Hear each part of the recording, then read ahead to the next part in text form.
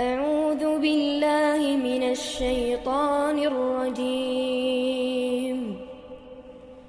بسم الله الرحمن الرحيم السلام عليكم ورحمة الله وبركاته.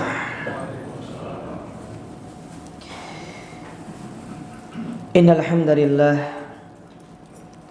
نحمده ونستعينه ونستغفره ونعوذ بالله من شرور أنفسنا ومن سيئات أعمالنا من يهده الله فلا مضل له ومن يضلل فلا هادي له وأشهد أن لا إله إلا الله وحده لا شريك له وأشهد أن محمدا عبده ورسوله.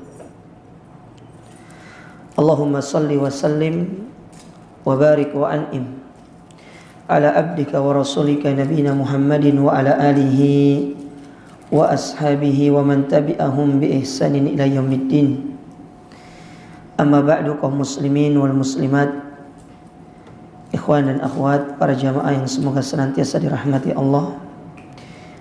Pertama-tama marilah kita senantiasa bersyukur kepada Allah atas segala nikmat yang Allah berikan kepada kita sampai saat ini,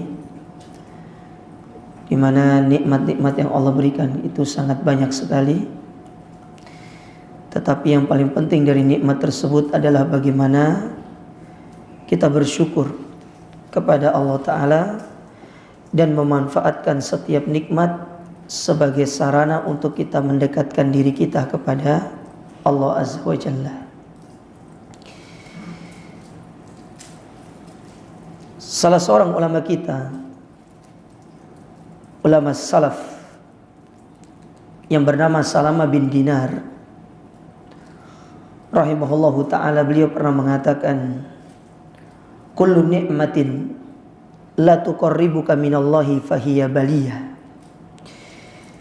Segala nikmat, nikmat apapun, baik itu nikmat yang besar ataupun nikmat yang kecil,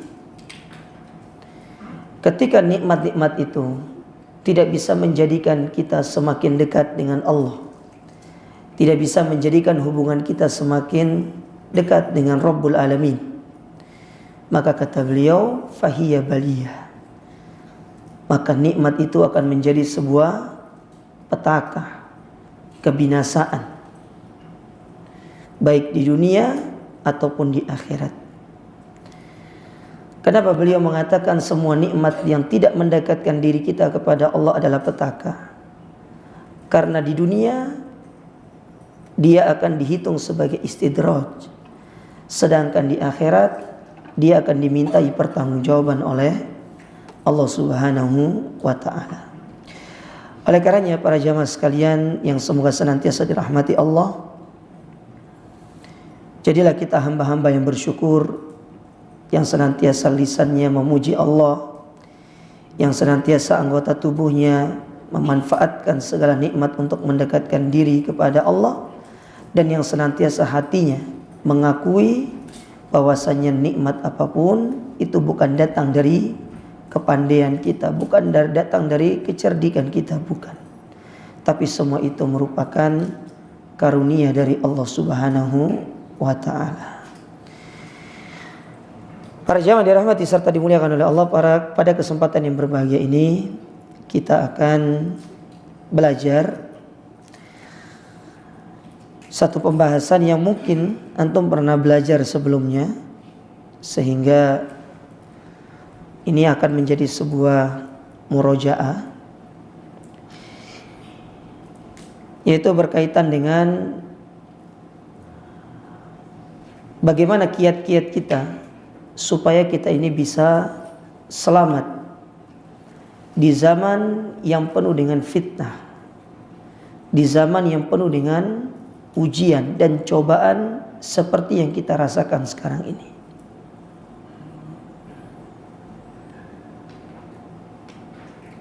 Yang mana kita berada di dalam sebuah banjir yang sangat besar, banjir fitnah. Maka kita butuh yang bisa menyelamatkan kita dari banjir tersebut, itulah perahu. Makanya judul kajian kita beri bagaikan perahu Nabi Nuh. Karena layaknya perahu Nabi Nuh yang sedang berjalan di atas sebuah banjir yang sangat besar yang bisa menyelamatkan mereka-mereka yang naik ke atasnya. Maka demikian pula kita yang kita sedang berada di dalam gelombang fitnah yang sangat besar, maka kita butuh untuk menaiki perahu tersebut. Kita kalau ngomong fitnah itu ada dua. Yang pertama fitnatus syahwat dan yang kedua fitnatus syubuhat. Fitnah kita itu memperturutkan hawa nafsu kita.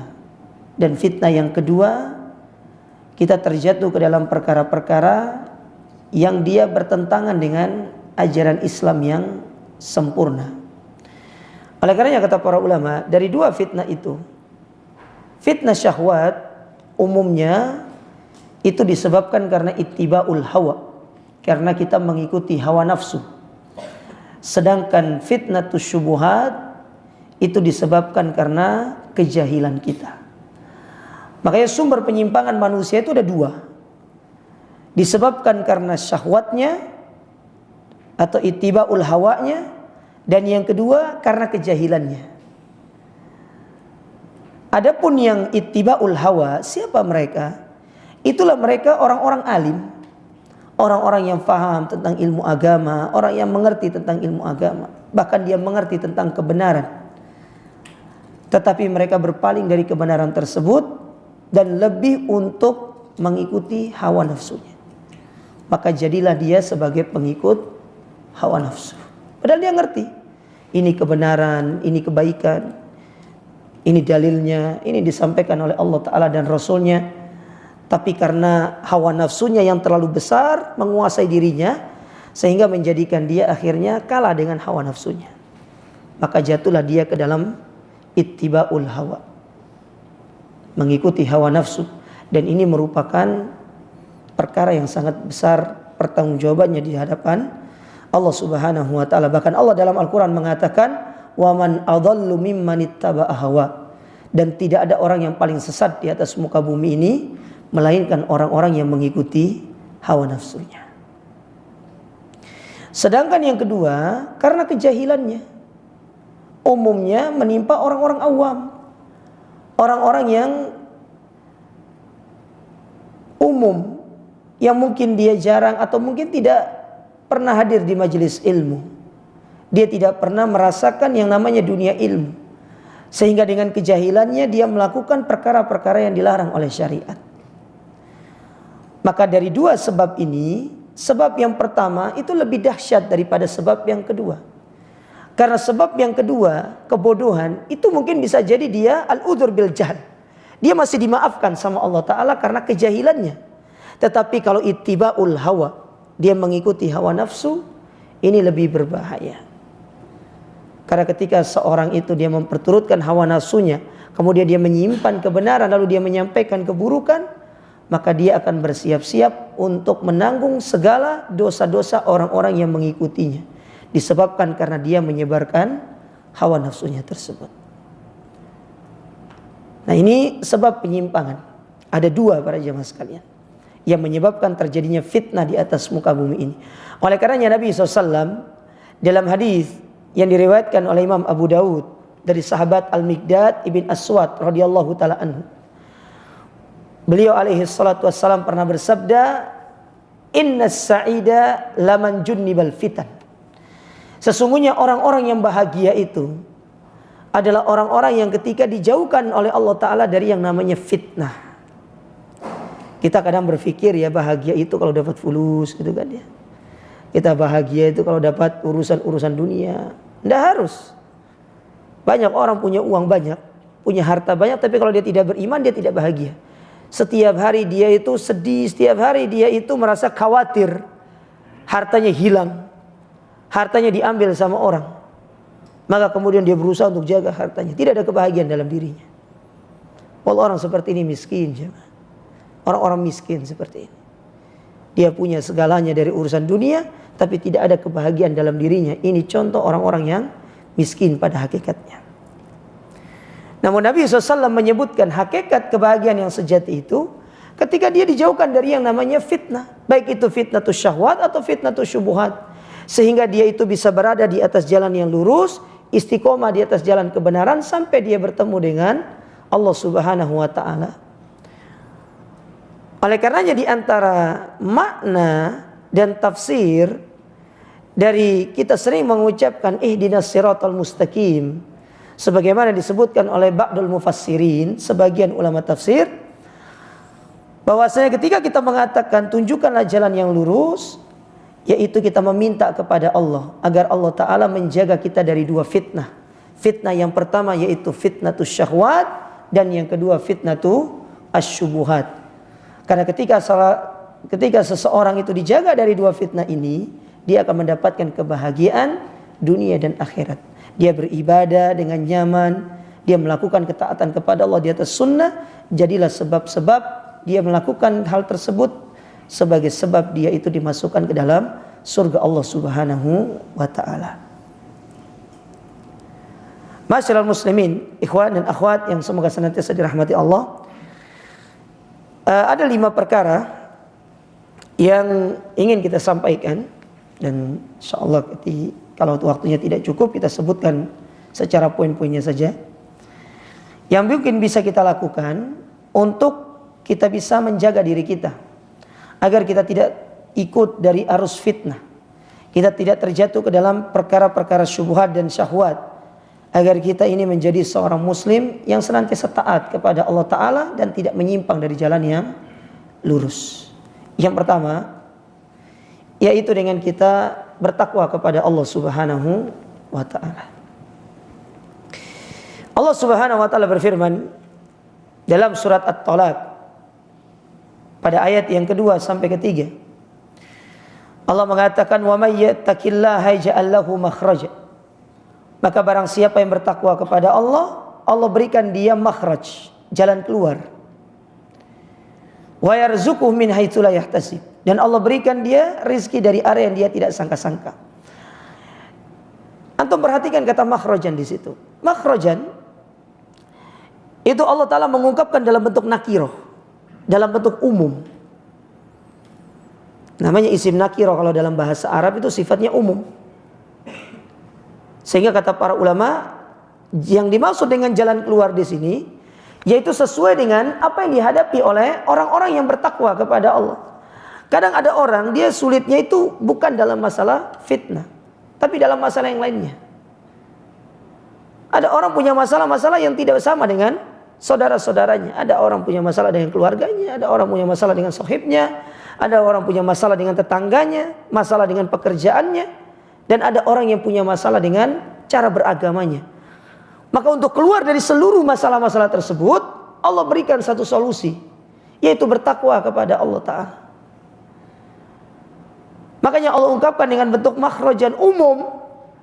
Jalan keluar itu tergantung masalah yang kita hadapi, bukan hanya satu. Karena setiap masalah ketika kita datang kepada Allah dengan bertakwa, Allah berikan jalan keluarnya, Allah berikan solusinya. Dan solusi Allah Ta'ala itu lebih banyak daripada masalah yang kita hadapi. Namun terkadang manusia kalau dia dapat musibah, dia dapat perkara yang tidak menyenangkan, bukan Allah pertama kali yang dia datangi, tapi sohibnya. Dia telepon temannya, "Assalamualaikum, di mana? Ana mau curhat sama ente." Orangnya datang curhat sama dia. Lupa datang sama Allah Ta'ala. Lupa ambil air wudhu, lupa sholat 2 rakaat, lupa untuk mengangkat tangannya kepada Allah.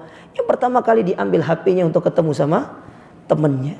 Dia pengen ngobrol sama temannya, dia pengen berbincang-bincang sama temannya. Maka kita katakan ini kurang tepat. Karena bukan ini yang dicontohkan oleh Nabi SAW.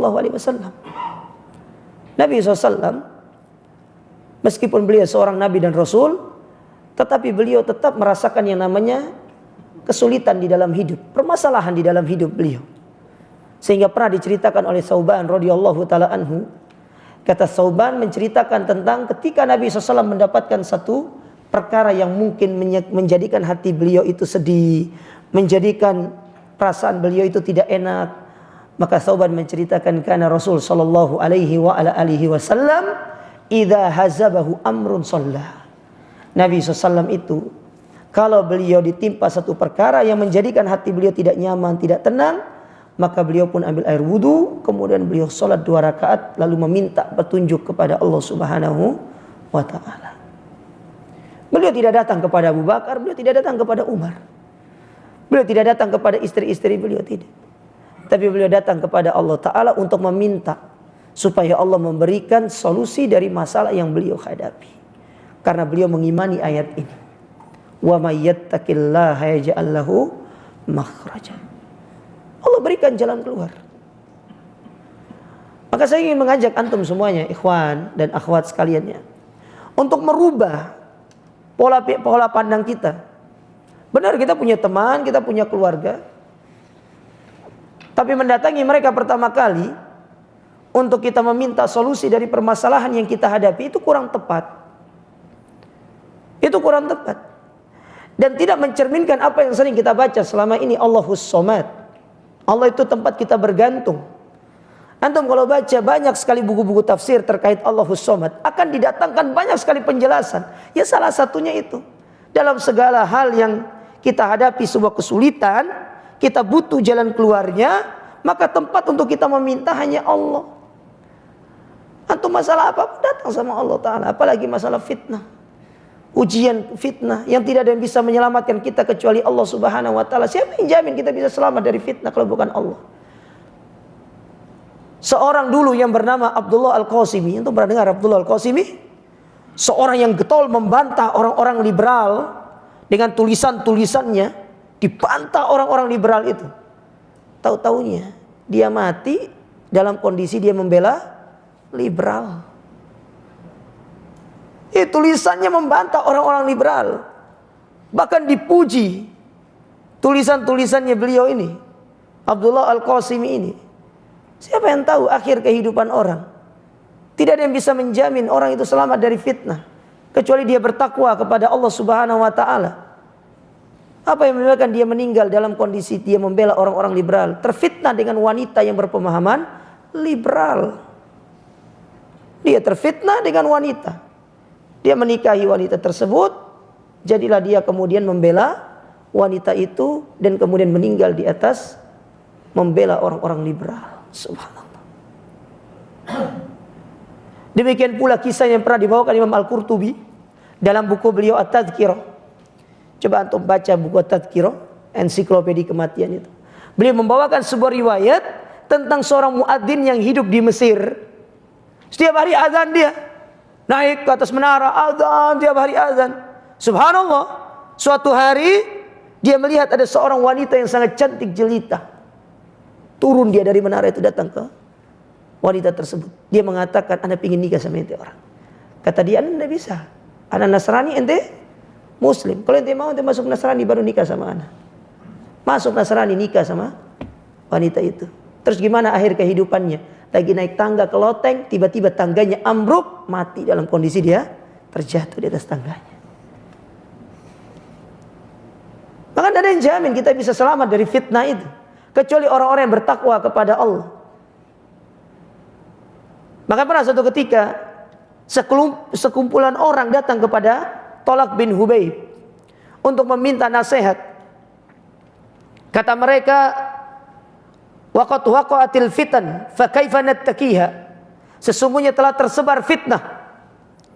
Banyak sekali fitnah syahwat dan syubhat, terutama syubhat.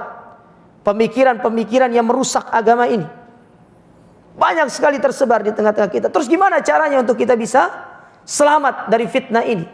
Maka beliau mengatakan, ittaquha bittaqwa. Lindungi diri kalian dengan bertakwa kepada Allah Subhanahu wa ta'ala. Maka kata mereka yang datang ini, coba tunjukkan kepada kami, jelaskan kepada kami apa yang dimaksud dengan takwa itu. Maka beliau pun mengatakan dengan ucapan yang mungkin sering kita dengar ketika khatib berkhutbah, amalun bi ta'atillah ala nurim minallah tarju sawaballah, wa tarku ma'siyatillah ala nurim minallah takhafu iqaballah. Engkau beramal dan meninggalkan maksiat dengan ilmu, dengan petunjuk dari Allah Ta'ala dalam rangka mengharapkan pahalanya dan menjauhkan dirimu dari segala macam azabnya. Maka ketika seorang bertakwa kepada Allah jemaah sekalian, Dia dijaga sama Allah. Dia akan dilindungi sama Allah Ta'ala dari berbagai macam fitnah, dari berbagai macam ujian kehidupan, baik itu yang bersumber dari syahwatnya ataupun yang bersumber dari pemahaman-pemahaman yang menyimpang dari ajaran sunnah Nabi Sallallahu Alaihi Wasallam. Tapi takwa itu bukan sebatas mengucapkan dengan lisan. Banyak orang itu hanya sebatas dengan mengucapkan dengan lisan, tidak. Tapi takwa yang paling utama adalah dengan perbuatan kita.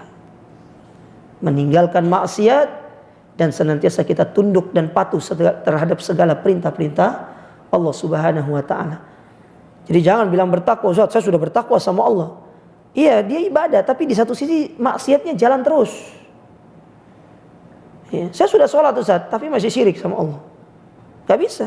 Orang bertakwa itu tauhid taatnya jalan, maksiatnya ditinggalkan. Bukan nih taat jalan, maksiat jalan. Sholat 5 waktu iya, tapi ngadu ayam, judi pula. Nah, ini tidak benar. Itu bukan orang bertakwa namanya. Masya Allah, sholat 5 waktu di masjid, ikut pengajian, ikut kajian di mana-mana, tapi masih suka menggibah. Itu bukan bertakwa namanya. Berarti masih minus. Karena orang bertakwa itu totalitas, dia meninggalkan seluruh larangan dan dia fokus untuk melaksanakan ketaatan kepada Allah Ta'ala. Dan dia tidak pilih-pilih. Mau yang wajib, mau yang sunnah, dia upayakan untuk mengerjakan dengan sebaik-baiknya. Contoh para salaf dulu. Orang dulu, jangan tanya yang wajib. Yang sunnah, mereka mengerjakan hampir seperti yang wajib. Tapi kalau orang sekarang, jangan tanya yang wajib. Jangan tanya yang sunnah. Yang wajib aja gak dikerjakan kok. Orang sekarang itu jangan kan ibu sholat sunnah, puasa sunnah, sholat wajib aja yang 5 waktu aja masih pilih-pilih itu. Apalagi tanya ibadah sunnah, puasa sunnah, puasa Ramadan aja dikerjakan. Nah, ini menunjukkan kualitas ketakwaan kita itu berbeda. Itu yang pertama. Yang kedua, di antara sebab kita bisa menjaga diri kita dari gelombang fitnah yang sangat besar adalah dengan selalu berpegang teguh dengan Al-Quran dan Sunnah. Tidak cukup di situ, sesuai dengan pemahaman salafus saleh. Ini penting. Karena semua orang pakai Al-Quran dan Sunnah. Semua orang itu mengaku mengikuti Al-Quran, mengikuti hadis. Tetapi ada satu hal yang tidak bisa mereka klaim dengan sembarangan, yaitu mengikuti pemahaman siapa. Pemahaman siapa mereka memahami Al-Quran dan Sunnah ini.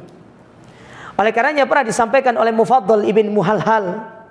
Beliau pernah mengatakan, Inna sahibal bid'ah, sesungguhnya pengikut hawa nafsu itu, idza jalasta ilaihi yuhadditsuka bi bid'atihi hadzartahu. Ketika engkau duduk bersama mereka, engkau kumpul bersama mereka, bermajlis bersama mereka, mereka tidak akan menceritakan ini loh penyimpangan kami, ini loh kebid'ahan kami, ini loh perkara-perkara yang kami tidak lakukan dari apa yang diperintahkan oleh Nabi SAW, oleh Allah Ta'ala dan Rasulnya. Mereka tidak akan sampaikan itu. Tidak akan terang-terangan dengan menyampaikan demikian. Tapi apa yang mereka sampaikan pertama kali? Walakin yuhadditsuka bi ahaditsis sunnah fi buduwi majlisihi. Tetapi mereka akan menyampaikan, kami juga ngaji Al-Quran, kami juga ngaji tafsir Ibnu Katsir, kami juga ngaji Sahih Bukhari, kami juga mengkaji kitab-kitab tauhid para ulama. Bahkan bukan hanya kitab-kitab klasik yang mereka kaji, kitabnya Syekh Shalih Fauzan mereka kaji, kitab tauhidnya Syekh Muhammad bin Abdul Wahab mereka mengkajinya, mereka mengajarkan kepada umat. Mereka ajarkan kepada umat. Tapi apa yang berbeda? Cara memahaminya. Cara memahami dalilnya, cara memahami apa yang disampaikan oleh penulis tersebut. Mereka menyampaikan sesuai dengan hawa nafsu mereka. Makanya kata Mufaddal melanjutkan ucapannya, fa idza talzama qalbak, maka apabila hatimu sudah memiliki kecondongan kepada mereka, loh Ustaz, mereka tuh loh baik kok Ustaz, ana kalau ngaji sama mereka, ana belum pernah mendengarkan keburukannya. Mereka menyampaikan yang baik-baik saja. Ya gimana tuh mau bisa bedakan mana yang baik, mana yang buruk? Kita masih jahil kok. Kita masih awam kok. Nggak punya ilmu. Orang alim yang bisa membedakan mana yang hak, mana yang batil. Kalau kita orang jahil, kita tidak bisa membedakan yang hak dan yang batil. Kecuali dengan kita belajar. bertanya kepada ahli ilmu. Makanya Ibnu Qayyim mengatakan, alaisa syifa'ul iyas su'al. Bukankah untuk mengobati kebodohan itu dengan kita bertanya? Fas'alu ahla dzikri in kuntum la ta'lamun, kata Allah. Kalau tidak ngerti tentang satu hal, bertanya. Orang jahil yastafti, meminta fatwa, wal alim yufti. Orang alim yang memberi fatwa. Jangan dibalik, orang jahil berfatwa, sehingga yang terjadi adalah penyimpangan yang terjadi. Dan itu banyak kita dapati. Kaum muslimin yang semangat dalam menuntut ilmu, padahal baru sehari dua hari duduk di majelis ilmu, kemudian akhirnya ya merasa luar biasa sekali, biasa takabur, biasa pertama-tama tuh gitu dia. Ya. Akhirnya semua disikat, disampaikan begini, oh anak sudah dengar dia kajian begini, oh nggak ada masalah kok. Iya, baru 2 hari hadir di kajian kok, ini tidak bisa membedakan mana yang hak, mana yang batil. Kita kalau kita orang jahil, kita diam, tidak berbicara apa-apa, cukup bertanya kepada orang alim, selesai urusannya. Ya, makanya kata Mufaddal, ketika hatimu sudah condong kepada mereka, ya disitulah kemudian dia memasukkan penyimpangannya. Ketika dia sudah masuk ke dalam hatimu, engkau tidak bisa membedakan mana yang hak, mana yang batil. Karena engkau sudah memiliki kecondongan kepada dia. Akhirnya jatuh ke dalam madhab yang sangat berbahaya. Madhab sungkanisme. Ini madhab berbahaya juga. Ini madhab yang tidak boleh antum punya. Sungkan. Tapi kalau antum diajak makan, diajak yuk kul, ya, sungkan nolak itu bagus itu. Tapi tanya dulu makannya apa gitu. Ya, makannya nggak enak ya nggak usah lah. Tapi kalau enak nggak apa-apa. Sungkan, banyak orang-orang sungkan itu. Apalagi sudah dibaiki. Ya, sehingga kalau mendapati penyimpangan dari orang yang berbuat baik kepada kita, sungkan untuk menegurnya. Biasanya seperti itu. Dan ini penyakit umat di mana-mana. Ya. Karena kebaikan, makanya ada sebuah pepatah yang mengatakan al-ihsan yu'jizul insan. Kebaikan itu melemahkan. Ya, melemahkan orang. Yang tadinya ingin berbicara yang hak, tapi karena sudah dibaiki setiap hari, akhirnya dia itu malu untuk menyampaikan kebenaran, enggan untuk menyampaikan kebenaran, sungkan. Apalagi yang disampaikan kebenaran ini kepada orang yang setiap hari berbuat baik kepada dirinya.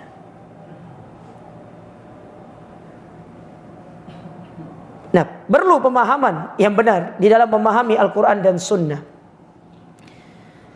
supaya kita tidak memahami Al-Quran dan Sunnah ini dengan pemahaman yang keliru. Dan pemahaman yang benar itu adalah pemahaman para salaf, pemahaman para sahabat. Kalau mungkin antum ditanya, kenapa sih kok kita harus mengikuti pemahaman para sahabat, pemahaman para tabi'in, para tabi'ut tabi'in? Antum gak usah capek-capek jawabnya. Jawabnya satu saja. Allah Ta'ala yang merekomendasikan mereka. Gitu aja. Allah Ta'ala yang merekomendasikan mereka. Kalau mereka bertanya lagi kepada kita, mana dalilnya? Kurang jelas apa Allah Ta'ala mengatakan dalam Al-Quran? Kuntum khaira ummatin ukhrijat linnas. Kalian sebaik-baik manusia yang dikeluarkan oleh Allah Subhanahu wa Ta'ala untuk dijadikan sebagai pedoman, dijadikan sebagai panutan untuk orang-orang yang datang setelah kalian, mengambil suri teladan kalian, mengambil contoh dari kalian, mengambil apa yang telah kalian praktekkan dari apa yang telah diajarkan oleh Nabi SAW kepada kalian. Bahkan tazkiyahnya Allah Ta'ala itu tidak hanya diberikan ketika mereka sudah hidup di dunia ini, bahkan sebelum mereka lahir, sebelum mereka ada di dunia ini, mereka sudah direkomendasikan oleh Allah Ta'ala untuk kita mengikuti mereka. Bayangkan jangan, ada nggak manusia yang sudah direkomendasikan sama Allah sebelum dia lahir, kecuali para sahabat. Para sahabat itu sebelum lahir sudah direkomendasikan sama Allah Ta'ala, sudah diperintahkan oleh kita untuk mengikuti mereka, sudah disuruh untuk kita mengikuti contoh mereka. Mana dalilnya Ustaz? Antum buka surat Al-Fat pada ayat yang paling akhir. Kata Allah Subhanahu wa Ta'ala, Muhammadun Rasulullah. Muhammad itu utusan Allah. Walladzina ma'ahu, dan orang-orang yang bersama beliau. Siapa yang bersama beliau itu? Para sahabat. Asyidda'u 'alal kufar, ruhama'u bainahum. Mereka keras kepada orang-orang kafir. Mereka berkasih sayang dan berlemah lembut kepada sesama orang beriman. Setelah itu Allah Ta'ala menyebutkan sifat-sifat mereka. Sampai pada ucapan Allah mengatakan, "Dzalika mathaluhum fit Taurah wa mathaluhum fil Injil." Maka yang demikian itulah, kata Allah Ta'ala, telah kami sebutkan sifat-sifat mereka di dalam Taurat dan Injil. Mereka belum lahir saja sudah direkomendasikan sama Allah untuk kita mengikutinya. Apalagi mereka sudah lahir. Maka ketika kita meninggalkan pemahaman salaf di dalam kita memahami Al-Quran dan Sunnah, ini yang kemudian melahirkan berbagai macam pemahaman di dalam tubuh kaum muslimin. Dan benar sabda Nabi SAW itu. Kata Nabi SAW, "Sataftariku ummati ala 73 firqah." Umat Islam itu akan berpecah belah menjadi 73 golongan. Satu yang selamat, 72-nya diancam. Ingat, ini sifatnya ancaman, bukan sifatnya takyin. Kadang-kadang banyak orang tidak ngerti tentang hadis ini. Nabi tidak sedang memastikan dia masuk neraka, tidak. Nabi itu mengancam. Kalaupun mereka masuk neraka, tergantung penyimpangannya. Sampai tingkatan mana? Apakah tingkatan yang bisa mengeluarkan mereka dari Islam? Ataukah tingkatan yang hanya sebatas jatuh dalam kategori dosa besar? Penyimpangan itu kan ada tingkatannya, siapa? Layaknya dosa itu loh. Dosa itu kan ada tingkatan-tingkatannya. Tidak bisa semua kemudian antum katakan orang yang bermaksiat pasti semuanya masuk neraka. Tidak. Ada tingkatan-tingkatannya. Dan tergantung nanti penyimpangannya itu seperti apa. Kecuali kalau mereka sudah sampai pada penyimpangan yang menyebabkan mereka keluar dari Islam. Mana contoh penyimpangan yang keluar dari Islam? Misal orang yang mengatakan bahwasanya Nabi Muhammad bukan Nabi terakhir. Itu penyimpangan yang bisa mengeluarkan orang dari Islam. Atau yang mengatakan Al-Quran itu cuma sepertiganya, 2/3 dihilangkan. Itu penyimpangan yang bisa mengeluarkan orang dari Islam. Bahaya.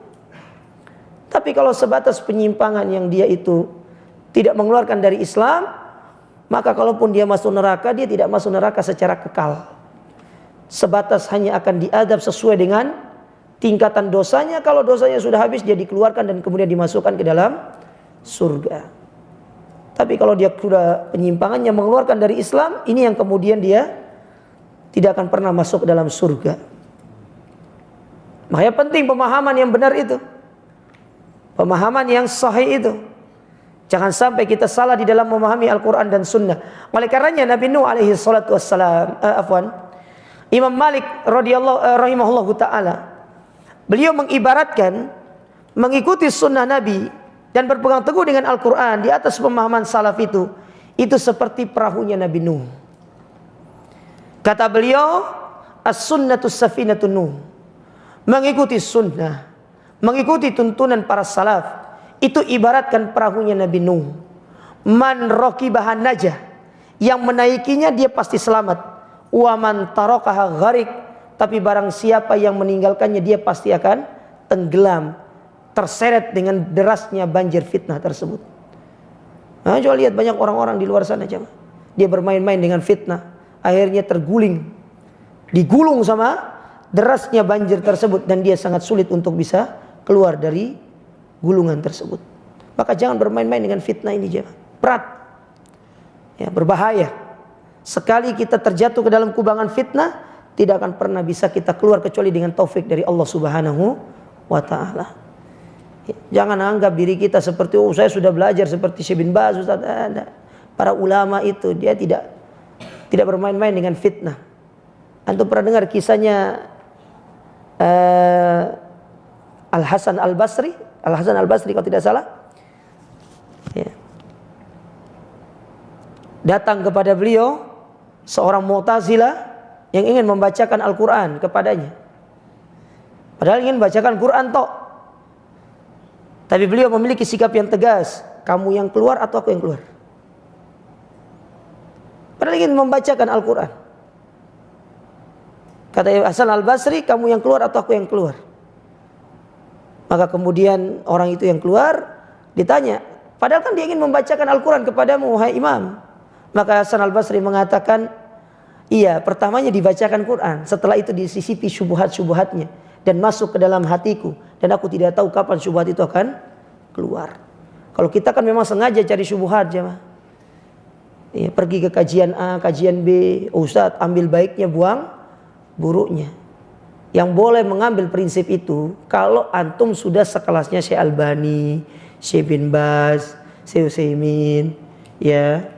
Kalau antum sudah sekelasnya ya Syekh Sulaiman Ar-Ruhaili yang sering datang ke Indonesia. Ya kalau antum sudah ilmunya sekelas beliau nggak apa-apa lah, ambil baiknya, buang buruknya. Ya tapi kalau hadir kajiannya ya sekali sebulan, terus juga pas waktu kajian ya regut, ya apa jangan. Gimana antum? Antum mau ambil baiknya, buang buruknya. Hasan Gahwa di luar jemaah. Ya. Yang ketiga, yang bisa menyelamatkan kita dari derasnya fitnah ini, yaitu sikap tidak tergesa-gesa di dalam kita menyebarkan satu berita. Kalau dalam istilah bahasa Arabnya, yaitu al-ana, sikap kita menjaga diri kita untuk tidak tergesa-gesa menyebarkan satu berita. Kadang-kadang kita ini ya, saking semangatnya, semua share-sharean itu di-share semuanya ke grup. Dapat ini share, dapat itu share, semua di-share. Nggak tahu ini tulisannya benar atau salah. Ini dalilnya benar atau enggak, sahih atau tidak. Wala di cross check terlebih dahulu, wala ditanya terlebih dahulu kepada ahli ilmu. Nggak pernah ditanya, langsung share aja. Di-share langsung saking semangatnya, bahkan menjadi admin grupnya. Setiap ada share-sharean ini share, semua di-share. Itu tahu yang di-share-nya syubhat ya, Pak. Giliran ditegur sama anggota grupnya di-kick dari grup itu. Ada curhat sama saya seperti itu. Ustaz, Anda dikeluarkan dari grup, kenapa? Anda tegur adminnya, Ustaz. Akhirnya Anda husnudon. Bisa jadi antum tegurnya di muka umum, tak bilang di grup. Ya antum tegurnya secara japri. Iya Ustaz, Anda tegurnya di grup. Makanya antum dikeluarkan, antum tegurnya di grup sih. Coba antum japri, antum tegur, afwan, akhi, barakallahu fik, gitu kan. Ini salah, ini kurang tepat. Anda sudah bertanya kepada Ustadz, ini nggak benar yang disampaikan ini. Mungkin dengan besar hati dia akan men-take down apa yang telah dia share tersebut. Lah kalau antum share-nya di grup, dia punya power, ya makanya antum di-kick dari grup itu. Ya, kadang-kadang kita juga yang memberikan nasihat itu enggak pilih-pilih tempat gitu loh. Kurang tepat seperti ini zaman sekarang. Nah, sifat seperti ini butuh berhati-hati, tidak tergesa-gesa untuk menyampaikan satu berita itu bagus. Pernah disampaikan oleh Abdullah bin Mas'ud radhiyallahu taala anhu sebuah nasihat tentang sikap ini. Beliau pernah mengatakan begini, inna satakunu umurun mustabihat. Sesungguhnya akan ada di tengah-tengah kalian perkara-perkara yang syubhat, yang samar-samar. Lalu beliau memberikan sebuah koridor, kata beliau, fa'alaikum bitu'ada. Maka hendaklah kalian itu memiliki sifat tu'ada. Tu'ada itu tadi, tidak tergesa-gesa untuk menyampaikan satu berita, satu share-sharean sampai kita benar-benar memahami nilai kevaliditan dari berita tersebut, benar atau salah, hoax atau tidak. Kalau dia benar, bukan sampai di situ. Apakah perlu disampaikan saat itu atau tidak? Nilai manfaatnya jemaah. Apakah perlu untuk di-share pada saat itu? Apalagi antum share di sebuah grup yang itu sifatnya heterogen, banyak orang. Apakah sudah saatnya di-share di waktu itu? Harus dilihat nilai manfaat dan mudaratnya, maslahat dan mudarat yang akan muncul. Kadang-kadang kita tidak memikirkan masalah itu. Para ulama telah menetapkan sebuah fikih namanya fikih ma'ulat, ya fikih manfaat dan mudarat. Ketika kita ingin menyampaikan satu berita, antum harus pikir dulu manfaat atau mudarat yang akan muncul. Kalau mudaratnya lebih besar, nggak usah di-share berita itu.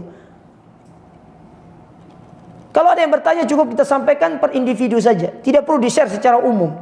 Tetapi kalau maslahatnya besar, maka tidak apa-apa untuk disampaikan pada kondisi saat itu ya, ketika antum mengukur. Tetapi ketika selain waktu, mungkin kemudian 1 bulan kemudian antum mengukur kembali secara nilai manfaat dan mudaratnya ternyata manfaatnya sudah lebih besar sekarang, maka tidak ada masalah untuk antum share. Tapi kalau saat itu ternyata mudaratnya lebih besar, sebaiknya jangan di-share terlebih dahulu. Ini kaidah yang ditetapkan oleh para ulama. Makanya kata beliau, Abdullah bin Mas'ud, afa alaikum bitu'ada. Maka hendaklah kalian itu memiliki sikap berhati-hati, jangan tergesa-gesa. Lalu kemudian beliau melanjutkan, kata beliau radhiyallahu taala anhu, fa innaka antakuna tabi'an fil khair khairul laka min antakuna ra'san fis syarr. Engkau menjadi ekor kebaikan itu masih lebih baik daripada engkau menjadi otak dari keburukan. Ibarat kata jemaah ya, lebih baik jadi ekor ikan paus daripada jadi kepalanya ikan teri. Lebih baik jadi ekornya, karena mengikuti kebenaran itu jauh lebih selamat daripada menjadi kepala dari keburukan. Antum sesatkan satu orang itu akan nuntut antum di hari kiamat. Sekarang bagaimana kalau antum punya grup isinya ada 500 orang, semua 500 orang antum sesatkan. Semua 500 orang itu antum tanggung dosanya nanti di hari kiamat, dan mereka akan datang sama antum untuk meminta pertanggungjawaban. Ya Allah, ini gara-gara dia nih. Saya tersesat ini. Ya, saya tersesat. Ya. Ini sudah habis waktunya? Oh belum? Kok belum bunyi jamnya ya? Kayaknya salah jamnya. Baik. Nah, oleh karena itu para jamaah sekalian ya, Nabi SAW pernah mengingatkan kepada kita di dalam sabdanya, dalam sebuah hadis yang sahih yang diriwayatkan oleh Al-Imam Ibnu Majah dan dihasankan oleh Syekh Al-Albani rahimahullahu taala. Beliau pernah mengatakan, inna minan nas mafatiha lil khair wa maghaliqa lisyarr.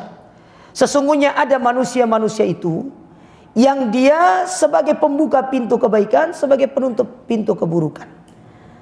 Dan sebaliknya, wa inna minan nas mafatiha lisyarri wa maghaliqa lil khair. Menjadi pembuka pintu keburukan bagi manusia yang lainnya dan sebagai penutup pintu kebaikan. Antum jadi yang pertama, jangan jadi yang kedua. Jadi sebagai pembuka pintu kebaikan. Ya. Maka kata Nabi SAW, fatuba liman ja'alallahu mafatihal khair ala yadayhi. Maka sungguh beruntung orang-orang yang ketika dijadikan oleh Allah Ta'ala sebagai pembuka pintu-pintu kebaikan. Yaitu tadi, jangan tergesa-gesa menyampaikan satu berita, jangan tergesa-gesa men-share satu share-sharean yang antum dapatkan di grup yang lain untuk antum share di grup antum. Jangan. Nilai terlebih dahulu, karena ini akan menyebabkan fitnah, menyebabkan kemudian tersebar fitnah di tengah-tengah grup yang antum bina. Ketika antum senantiasa menjaga sifat ini, Allah Ta'ala akan memberikan taufik kepada antum untuk senantiasa berhati-hati di dalam menyampaikan satu ilmu. Semangat saja itu tidak cukup, tidak boleh hanya bermodalkan semangat saja. Tapi seorang harus benar-benar memiliki ketelitian di dalam dia menyampaikan satu berita, satu ilmu. Apalagi ilmu agama. Antum bawa berita terkait urusan dunia saja, kalau nilai kebenarannya itu 0, antum dikatakan sebagai pendusta, antum pembohong. Sekarang bagaimana antum sampaikan tentang agama, tentang urusan Islam? Bukan hanya antum dicap sebagai seorang pendusta, bukan hanya antum dicap sebagai seorang pembohong, tapi antum harus siap-siap untuk bertanggung jawab atas kedustaan antum kepada masyarakat yang ada, untuk menanggung dosanya kalau mereka menyimpang dari jalan yang lurus. Oleh karenanya, orang-orang yang menyeru kepada kebatilan itu, mereka terancam dengan apa yang disabdakan oleh Nabi SAW ini. Yang mereka mengajak kepada kebatilan, tidak mengajak kepada kebenaran, apalagi mengajak kepada individu-individu mereka sendiri. Ini adalah orang-orang yang diancam oleh Nabi SAW masuk ke dalam hadis ini. Bahaya. Mungkin kita enak-enak aja gitu kan, kita share-share segala macam. Karena kan permasalahan tidak sampai di situ. Ketika antum share, lalu antum baru menyadarinya 2 hari kemudian, dan ternyata sudah banyak yang menyebarkan kepada tempat yang lainnya, lalu kemudian antum meminta maaf.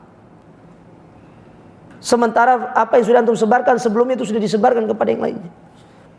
Maka berapa banyak dosa yang akan kita tanggung. Benar dengan kita bisa meminta maaf kepada mereka pada saat di grup itu benar. Tetapi kan tidak sampai di situ masalahnya. Iya, mungkin orang-orang yang membagikan kepada yang lain juga akan membantu supaya mereka-mereka itu juga menarik apa yang mereka share kembali. Tapi kan banyak diantaranya akhirnya tidak melakukan yang demikian. Maka tersebarlah keburukan. Dan subhanallah, ini perkara yang sangat berbahaya di tengah umat.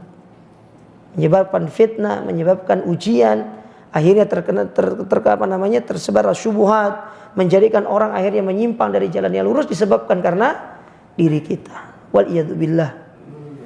Maka kita berdoa kepada Allah Ta'ala jemaah, supaya Allah Subhanahu wa Ta'ala menjaga kita dari sifat seperti ini, tergesa-gesa seperti ini. Baik. Kemudian yang keempat, di antara kiat supaya kita bisa selamat dari derasnya banjir fitnah ini, dengan kita senantiasa berkumpul bersama orang-orang soleh. Berkumpul bersama orang-orang soleh, duduk bersama mereka, belajar bersama mereka, mengambil ilmu dari mereka yang terkenal dengan keilmuan dan kesolehannya, yang mereka terkenal dengan mengamalkan ilmunya. Duduk bersama mereka. Kata Nabi alaihi salatu wassalam, "Matsalul jalisis salih wal jalisis su kahamilil misk wa nafihi kir." Perumpamaan teman yang baik dengan teman yang buruk itu seperti penjual minyak wangi dengan pandai besi. Kalau penjual minyak wangi, dia akan memberikan bau yang harum kepada kita, memberikan kesan yang baik. Tetapi kalau pandai besi, dia akan memberikan kesan yang buruk.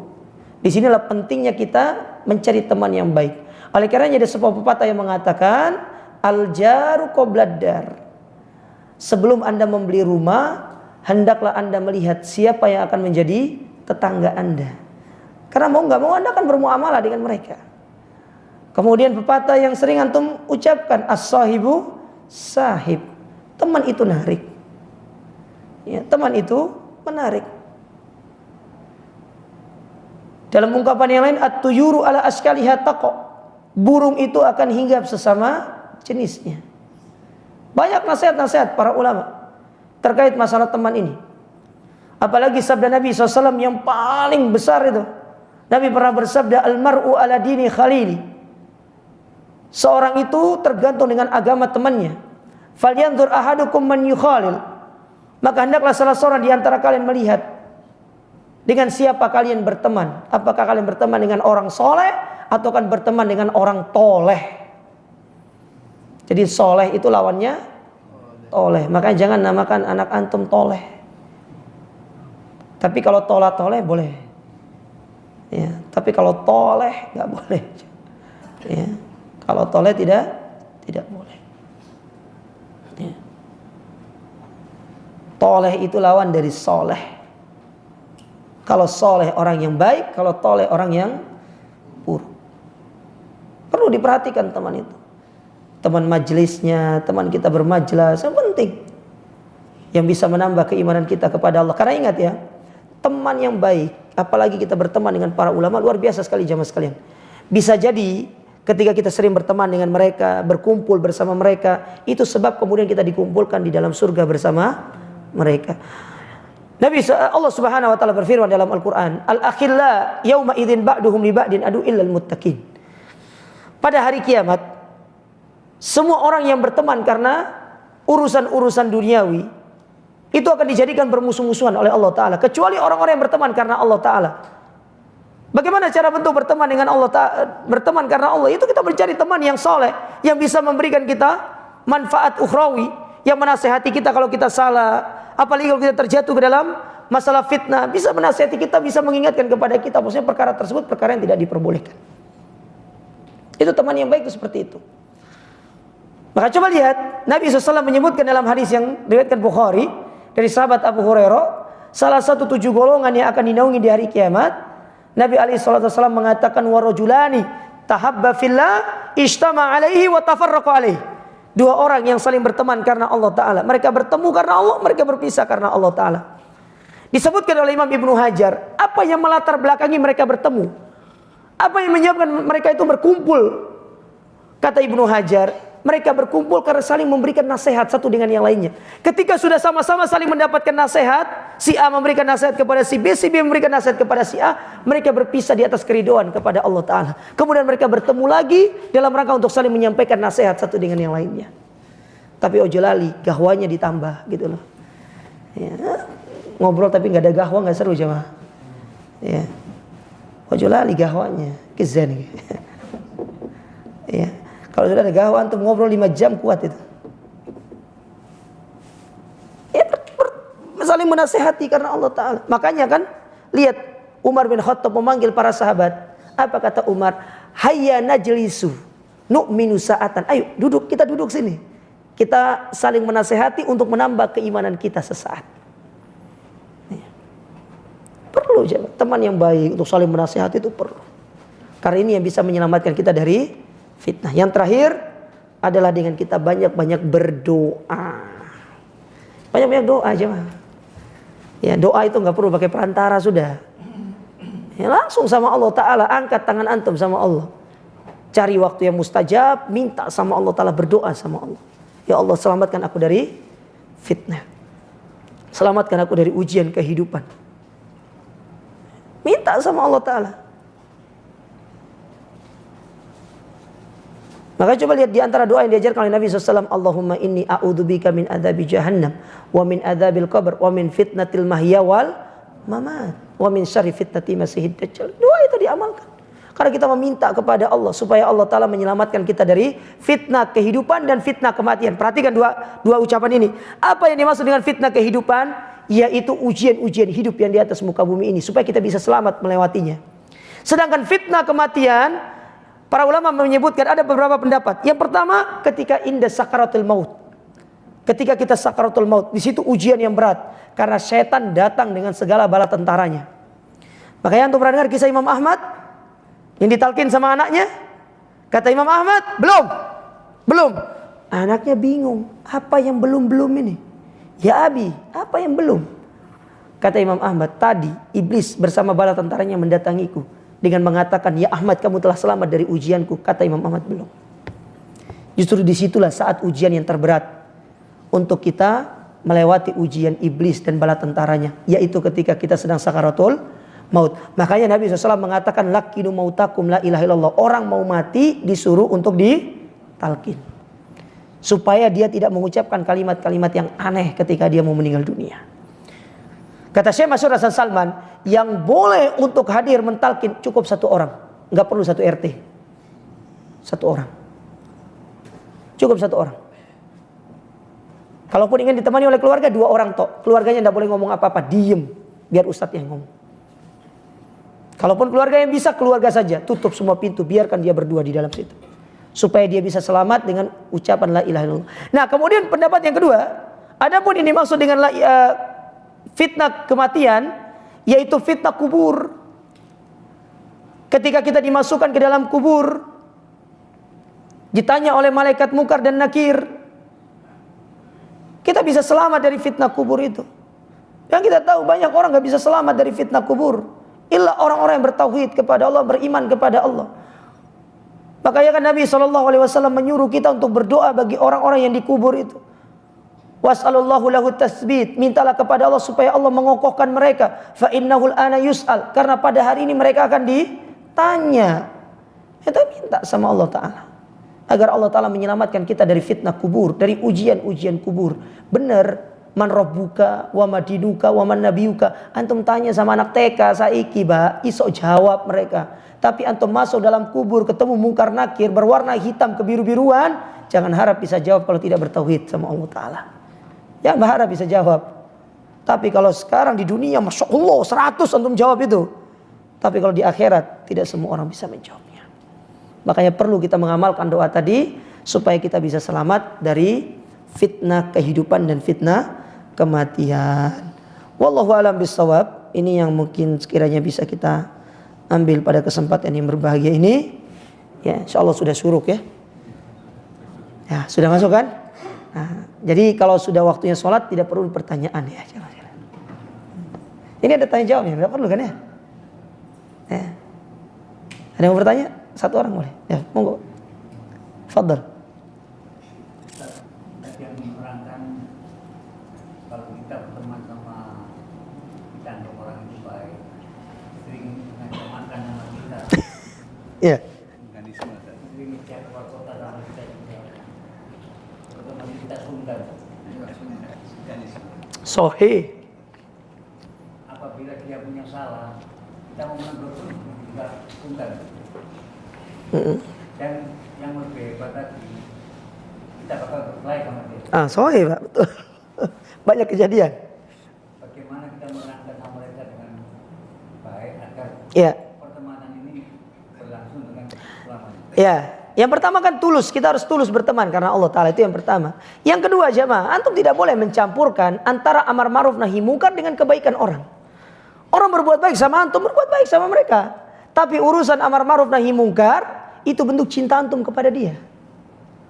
Bisa dipahami ya? Ketika antum melihat teman antum, sohib antum itu melakukan keburukan, lalu antum tidak mengingkari, jangan antum mengaku cinta, berarti antum sedang menyesatkan dia dalam keburukannya. Baik-baik, urusan kebaikan-kebaikan. Allah Ta'ala mengatakan dalam Al-Quran, hal jazaul ihsan illal ihsan. Kebaikan dibalas dengan kebaikan. Tetapi namanya amar ma'ruf nahi mungkar, itu harus tetap ditegakkan. Tetapi dengan cara yang baik. Nah, antum balas. Supaya mereka mau menerima nasihat kita, antum ajak yuk kul, Pak. Tapi jangan nasihati sebelum makan. Kabur dia. Makan dulu, sudah kenyang, antum mulai dengan cara bertanya, afwan akhi, ana mau tanya sama antum. Ini cross check nih ya. Ana dengar kabar antum begini-begini, benar atau tidak? Misalkan nih, dia bilang, "Oh, ana enggak pernah seperti itu. Horor orang itu." Misal. Bohong dia itu. Sudah, stop sampai di situ, tapi berikan masukan. Andai kata, oh ya alhamdulillah kalau antum tidak melakukannya. Andai pun misalkan nih, suatu saat antum terjatuh dalam masalah itu, ya antum ingat takwalah sama Allah Ta'ala. Antum sampaikan dengan baik gitu, orang akan nerima. Tapi dengan hati yang tulus. Karena apa yang keluar dari hati akan menancap di dalam hati. Kadang-kadang kita nasihati teman kita itu ya, bukan untuk menjadikan dia orang baik. Tetapi niat kita supaya kita dibilang, kita sudah nasihati dia, sudah berikan masukan sama dia. Ya, dia orang aja kayak gitu. Nggak. Itu kurang tepat. Ya. Fal yumsik biyadi, pegang tangannya, sampaikan kebenaran kepada dia dengan cara yang baik. Ya, makanya kata Nabi SAW, inna li sahibil haqqi maqal. Setiap pemilik kebenaran dia berhak untuk menyampaikan kebenaran itu. Insya Allah dengan tulus antum menyampaikan tidak akan merusak hubungan antum. Tidak akan pernah merusak hubungan antum. Karena antum niatnya tulus lillahi ta'ala, menginginkan orang ini baik. Dan ini bentuk rasa cinta antum sama dia. Urusan dia berbuat baik, dia sering neraktir antum, dia sering ngajak antum keluar kota, itu urusannya beda lagi. Antum disuruh untuk membalas kebaikan itu dengan cara yang lebih baik lagi. Tapi urusan amar ma'ruf nahi mungkar jangan dicampur adukan. Nah, kesalahan kita, amar ma'ruf nahi mungkar sering dicampur adukan dengan masalah kebaikan. Jadilah sungkan itu tadi. Sungkan jadinya. Ya. Terus yang ketiga, menasehati itu jangan di hadapan orang. Ya itu tadi, berdua aja lah. Atau undang ke rumah. Atau mungkin antum yang datang ke rumahnya gitu kan. Untuk sekedar bertamu, ngobrol bentar-bentar. Sudah, tanya kalau memang dia tidak mengakui. Padahal antum sudah melihat dengan mata kepala antum sendiri. Ya sudah, urusannya selesai. Tinggal antum berikan nasihat, bab nasihat di situ. Diterima walhamdulillah, tidak diterima, ya sudah, antum sudah menyampaikan kebaikan kepada dia. Tapi biasanya orang yang tulus menyampaikan kebaikan itu tetap diterima nasihatnya oleh orang-orang yang mendengarkan kebaikan itu. Itu kaidah yang hampir sulit untuk ditepis. Karena para ulama mengatakan pasti orang yang secara tulus menyampaikan kebaikan, Allah Ta'ala pasti akan memberikan kebaikan itu kepada mereka yang mendengarkan. Itu tadi ya, tolong jangan digabung ini. Baik ya baik, amar ma'ruf. Ya, amar ma'ruf nahi mungkar itu babnya sendiri. Urusan dia berbuat baik sama kita itu babnya sendiri. Orang kafir, dia berbuat baik sama kita, kita wajib membalas kebaikan dia. Orang kafir. Tapi di satu sisi, apakah kita tidak boleh menyampaikan perihal akidahnya? Harus. Tapi dengan cara yang baik. Dengan cara yang lembut. Dengan cara yang supaya mereka itu tidak merasa kabur dari kita. Ada orang kita ini ya, di grup sampaikan di media sosial kita sampaikan. Ini kurang tepat. Ini bukan min adabin nasihat. Bukan di bagian dari bab memberikan nasihat. Wallahu a'lam bissawab. Cukup ya? Baik. Saya rasa cukup jamaah sekalian. Ini yang bisa kita sampaikan. Jazakumullah khairan. Kami ucapkan kepada Takmir Masjid Syafi'i yang telah memberikan kesempatan kepada kami, dan semoga Allah Subhanahu wa taala menjadikan pertemuan kita kali ini sebagai pertemuan yang akan menjadi saksi di hari kiamat kelak. Kita dikumpulkan di dalam surganya bersama Nabi sallallahu alaihi wa ala alihi wasallam. Kita akhiri subhanakallahumma rabbana bihamdika asyhadu an la ilaha illa anta astaghfiruka wa atubu ilaik. Wassalamualaikum warahmatullahi wabarakatuh.